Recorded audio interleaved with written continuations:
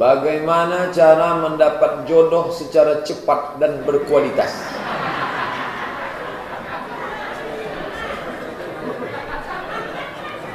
Tak ada nama.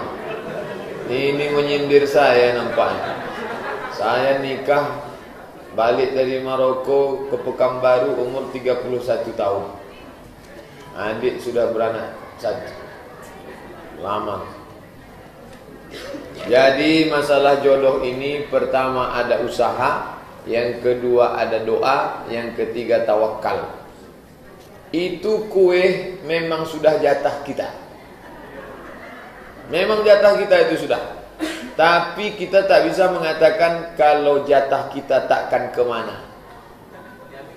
Mesti ada usaha untuk membuka kotaknya, memasukkannya ke mulut. Tak bisa mengangoh, takkan masuk ke mulut. Jadi kalau dikatakan orang kalau jodoh tak kemana, betul, itu bagian dari rezeki dari Allah. Tapi harus ada disebut dalam akidah Asy'ariyah namanya al-kasbu, usaha. Maka kita berusaha. Berusahalah dekati Pak Imam. Pak Imam ada tak calon-calon? Dekati Ustaz Saprudin. Ustaz ada calon-calon dari Pak Ustaz. Ustaz Somad dekati. Datanglah mahasiswa jumpai saya. Pak Ustaz, saya mahasiswa Ustaz dulu di UIN. Dulu Ustaz kan pernah ngomong katanya perempuan itu yang paling sempurna kalau 4. Cantik, kaya, taat, dan keturunan bangsawan baik-baik. Ada tak yang ada 4-4-nya Pak Ustaz? Saya bilang kalau ada 4-4-nya kenapa saya kasih ke kamu? Jadi jangan cari kesempurnaan. Man talaba akan bila aiban baqiya bila asin. Siapa mencari istri sempurna seumur hidup takkan berbini. Man talaba akan bila aibin baqiya bila asin. Siapa yang mencari kawan tak bercacat seumur hidup takkan berkawan. Jadi siap menerima kekurangan.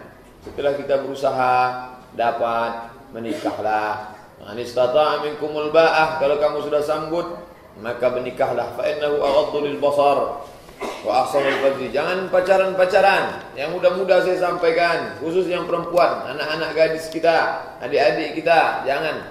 Perempuan itu timun, laki-laki itu durian. Timun berkawan sama durian tak pernah untung.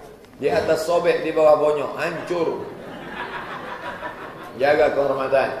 Jaga kehormatan baik-baik.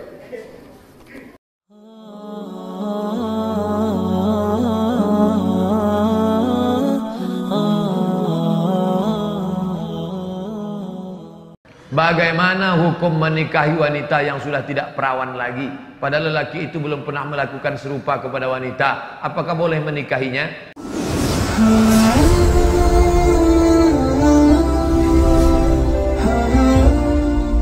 Nama kitabnya Fikih Sunnah. Nama penulisnya Sayyid Sabiq. Sayyid Sabiq mengutip dari kitab Majmu' Fatawa Ibnu Taimiyah. Bunyi teksnya begini. Inishtarata bikran fabanat thayban falahul fashu. Ini perempuan, nggak tahu entah gadis entah tidak, gaya-gayanya kayak gadis. Lalu ini ada seorang lelaki, dia ingin perempuan yang gadis. Adinda, sebelum aku menikahimu, tak ingin terjadi penyesalan di akhir masa. Apakah engkau menjaga kehormatanmu selama ini? Lalu si ini percaya, karena dia lihat tanda-tandanya seperti menjaga. Dia untuk menjurus langsung, dia tidak ingin menyakiti hati si perempuan. Ternyata setelah menikah, inilah yang dikatakan Imam Ibnu Taimiyah, inishtarata bikran. Kalau laki-laki ini mensyaratkan istrinya mesti perawan, fabanat saiban, ternyata tidak perawan, falahul fashu, maka dia punya hak untuk fasah. Fasah artinya pembatalan pernikahan. Ternyata perempuan itu mengaku di malam itu atau bla bla bla, maka dia mesti datang ke wali perempuan itu. Pak, ternyata begini-begini keadaannya. Maka sesuai pendapat Ibnu Taimiyah dalam kitab Majmu' Fatawa yang dinukil oleh Sayyid Sabiq dalam kitab Fikih Sunnah. Kalau nggak ingat, pokoknya begitu aja lah. Inishtarata bikran, kalau seorang laki-laki mensyaratkan istrinya mesti bikr, gadis, fabanat saiban, ternyata tidak gadis, falahul fashu, maka dengan ini aku membatalkan pernikahan. Bapak nggak perlu tahu orang lain ini bla bla cerita ini, jangan langsung jangan diekspos ke FB.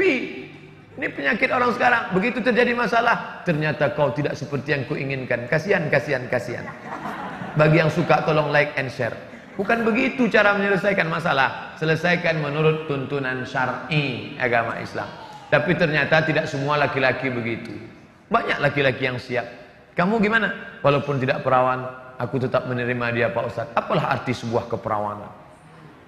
Jadi jangan samakan semua laki-laki. Yang penting dari awal itu jangan ada dusta di antara kita.